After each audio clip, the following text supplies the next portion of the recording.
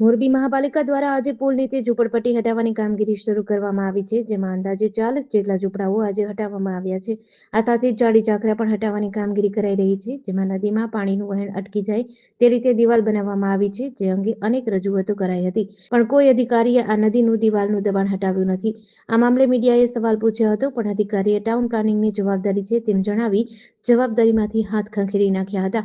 આ મામલો નામદાર હાઈકોર્ટમાં જાય તો નવાય નહીં તેવું જાણવા મળ્યું છે।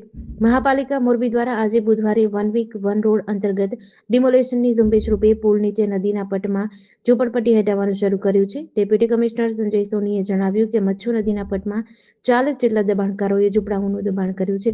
દર વર્ષે ચોમાસામાં પાણી આવે ત્યારે અહીં ઝૂંપડપટ્ટી હટાવવામાં આવે છે। દર 2-3 મહિને પણ અહીં ડ્રાઈવ કરાય છે। ગઈકાલે આ લોકોની જાણ કરવામાં આવતા તે લોકો સ્વયંભૂ દબાણ હટાવી રહ્યા છે। આ સાથે જેસીબી વડે જાડી ઝાકરા હટાવાઈ રહ્યા છે। ભવિષ્યમાં અહીં ઘાસચારાનું વેચાણ કરવામાં આવતું હતું તે પણ બંધ કરાવવામાં આવ્યું છે। અહીં કોઈ ઘાસચારો વેચતા જોવા મળશે તો તેમને પેનલ્ટી ફટકારવામાં આવશે।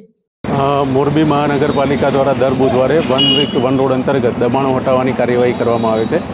આજે મચ્છુ નદીના પટની અંદર જે ઝૂંપડા બની ગયા છે એ હટાવવાની કામગીરી ચાલુ કરવામાં આવી રહી છે। દર 2 થી 3 મહિને મચ્છુ નદીમાં જે કંઈ પણ દબાણો થાય એ કોર્પોરેશન દ્વારા હટાવવામાં આવે છે અને એ અંતર્ગત આજે વન વીક વન રોડ અંતર્ગત આ કાર્યક્રમ રાખીએ છીએ। સાહેબ, મચ્છુ નદીના પટની અંદર જે સામે મંદિરનો દિવાલનો વિવાદ પણ કેટલાય સમયથી ચાલે છે।